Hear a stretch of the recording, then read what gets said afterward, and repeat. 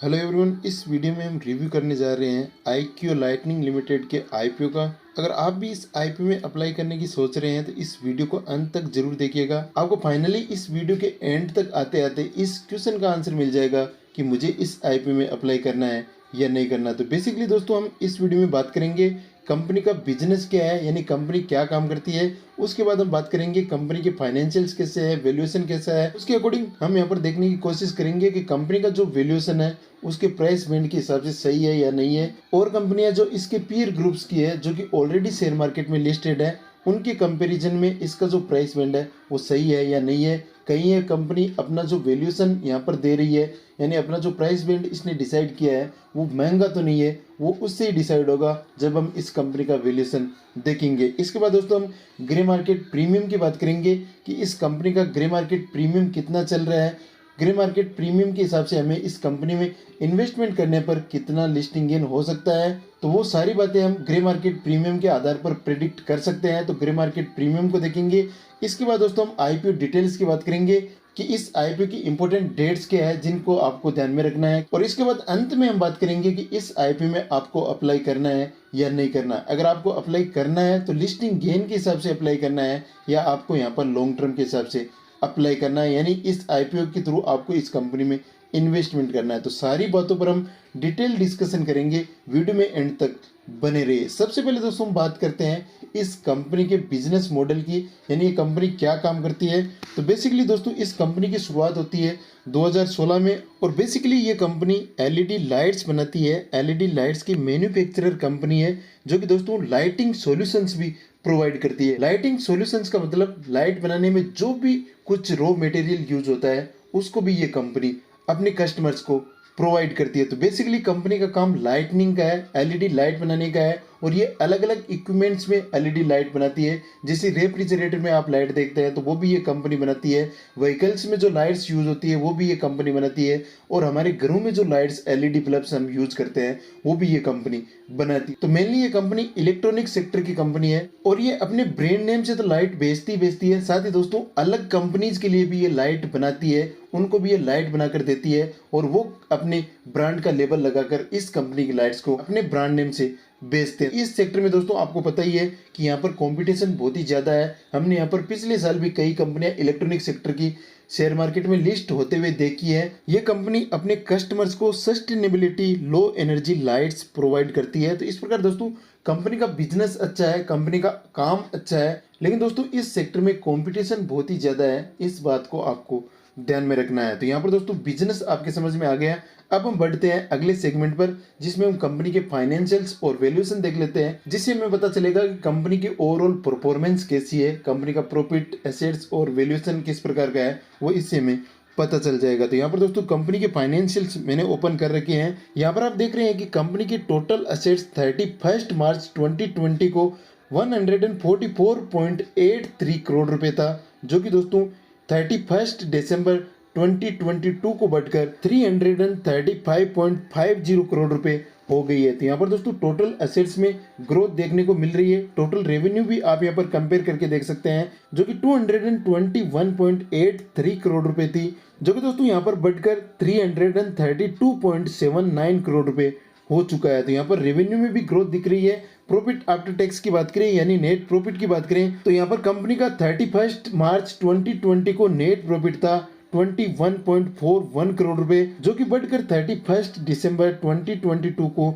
51.35 करोड़ रुपए हो चुका है। तो यहाँ पर दोस्तों प्रॉफिट में भी अच्छी ग्रोथ है। यहाँ पर नेटवर्थ भी कंपनी की 140.83 करोड़ रुपए है, जो कि अच्छा फिगर है। टोटल बोरोइंग्स भी कंपनी की लगातार बढ़ी है, आप यहाँ पर देख सकते हैं 136.33 करोड़ रुपए है, जो कि दोस्तों एक डिसेंट फिगर है, और प्रॉफिट के कंपैरिजन में थोड़ा सा ज्यादा लग रहा है। यहाँ पर दोस्तों हम डेट टू इक्विटी रेशियो से कंपेयर करेंगे, जिससे हमें पता चलेगा कि यहाँ पर जो कंपनी का डेट है वो सही है या नहीं है। यहाँ पर दोस्तों नीचे आप देख सकते हैं कंपनी का जो डेट टू इक्विटी रेशियो है वो 1.03 है, जो कि दोस्तों ज्यादा है। किसी भी कंपनी का अगर डेट टू इक्विटी रेशियो 1 से ज्यादा होता है तो उसको हम ज्यादा कंसीडर करते हैं, यानी कंपनी पर इक्विटी के कंपैरिजन में जो डेट है वो ज्यादा है। तो इसको दोस्तों यहाँ पर कंपनी को कम करना पड़ेगा, इस डेट को यहाँ पर रिड्यूस करना पड़ेगा। ये बहुत ही बड़ा कंसर्न है कंपनी के लिए, तो यहाँ पर कंपनी को डेट को चुकाना बहुत ही जरूरी है। तो यहाँ पर दोस्तों ओवरऑल फाइनेंशियल रिपोर्ट अच्छी है, लेकिन एक बड़ा कंसर्न यहाँ पर है डेट टू इक्विटी रेशियो, यानी कंपनी पर डेट थोड़ा सा ज्यादा है। अब हम दोस्तों वैल्यूएशन की बात करें तो यहाँ पर जो कंपनी का वैल्यूएशन है वो यहाँ पर हमें कंपेयर करने से पता चलेगा। यहाँ पर दोस्तों पीयर्स कंपैरिजन की बात करें तो इस कंपनी की 4 पीयर ग्रुप की कंपनियां हैं जो कि ऑलरेडी शेयर मार्केट में लिस्टेड है। उनमें से दोस्तों एक है डिक्सन टेक्नोलॉजीज लिमिटेड, एक है यहाँ पर Amber enterprises limited, Syrma SGS technology limited और एलिन इलेक्ट्रॉनिक्स लिमिटेड। यहाँ पर दोस्तों हम पीयर कंपैरिजन को देखें तो यहाँ पर जो डिक्सन टेक्नोलॉजीज है उसका जो ईपीएस है वो 32.31 है, जो कि दोस्तों बहुत ज़्यादा है इसके कंपैरिजन में। आप यहाँ पर कंपैरिजन देख सकते हैं कि EQ लाइटनिंग लिमिटेड का जो ईपीएस है वो 4.31 है, जो कि दोस्तों बहुत ही कम है डिक्सन टेक्नोलॉजीज के कंपैरिजन में। अंबर एंटरप्राइजेज लिमिटेड से कंपेयर करें तो यहाँ पर अंबर एंटरप्राइजेज का ईपीएस भी ज्यादा है। सिरमा एसजीएस टेक्नोलॉजीज लिमिटेड का ईपीएस इसके आसपास है। यहाँ पर एलिन इलेक्ट्रॉनिक्स लिमिटेड का ईपीएस भी इससे ज्यादा है। तो ईपीएस के मामले में दोस्तों ये कंपनी इन चारों कंपनी से वीक लग रही है। इसके बाद दोस्तों नेट एसेट्स वैल्यू की बात करें तो EQ लाइटनिंग लिमिटेड का नेट एसेट्स वैल्यू पर शेयर है 11.76, जो कि दोस्तों आप यहाँ पर देख सकते हैं कि पीयर्स के कंपैरिजन में काफी कम है। इसके बाद दोस्तों पी को कंपेयर करें तो यहाँ पर IQ लाइटनिंग लिमिटेड का जो पी है वो 66 के आसपास है। और यहाँ पर आप कंपैरिजन देख लीजिए, डिक्सन टेक्नोलॉजीज को छोड़ दिया जाए तो इन बाकी सारी कंपनियों से इसका पी भी ज़्यादा है, यानी ये जो कंपनी वैल्यूएशन मांग रही है वो भी ज़्यादा मांग रही है और इसका जो परफॉर्मेंस है वो इन कंपनियों के कंपैरिजन में काफ़ी ज़्यादा लो है, काफ़ी ज़्यादा वीक है। तो यहाँ पर दोस्तों वैल्यूएशन कंपनी का ज़्यादा है, प्राइस पॉइंट जो अनाउंस कंपनी ने किया है वो यहाँ पर ज़्यादा लग रहा है। इसके वैल्यूएशन के अकॉर्डिंग ये प्राइस रेंज बिल्कुल भी नहीं है। लॉन्ग टर्म के हिसाब से अगर आप सोच रहे हैं तो ये आईपीओ लॉन्ग टर्म के हिसाब से बिल्कुल भी कंसिडर नहीं कर सकते, इसका जो वैल्यूएशन है वो उतना अच्छा नहीं है। अब हम दोस्तों बढ़ते हैं अगले सेगमेंट पर। अब हम देखते हैं कि इस आईपीओ का ग्रे मार्केट प्रीमियम फिलहाल कितना चल रहा है, जिससे हमें यहाँ पर पता चलेगा कि इस आईपीओ में हमें कितना लिस्टिंग गेन हो सकता है। तो इस आईपीओ का जो लेटेस्ट ग्रे मार्केट प्रीमियम है वो 73 रुपीज़ है और 73 रुपीज़ के हिसाब से इस आईपीओ का जो एस्टिमेटेड लिस्टिंग प्राइस है वो 358 रुपीज़ है। और यहाँ पर परसेंटेज में बात करें तो 25.61% का लिस्टिंग गेन शो हो रहा है, जो कि दोस्तों 20% से ज़्यादा है। तो यहाँ पर दोस्तों हम इस आईपीओ को लिस्टिंग गेन के पॉइंट ऑफ व्यू से कंसिडर कर सकते हैं, क्योंकि यहाँ पर इस आईपीओ का जो ग्रे मार्केट प्रीमियम है वो काफ़ी शानदार है। यहाँ पर इस आईपीओ की ग्रे मार्केट में डिमांड भी अच्छी है। अब हम दोस्तों इस आईपीओ की डिटेल्स देख लेते हैं। तो यहाँ पर दोस्तों ये आईपीओ ओपन हो रहा है 6 जून से 8 जून के बीच में, तो इस बीच आप इस आईपीओ में अप्लाई कर सकते हैं।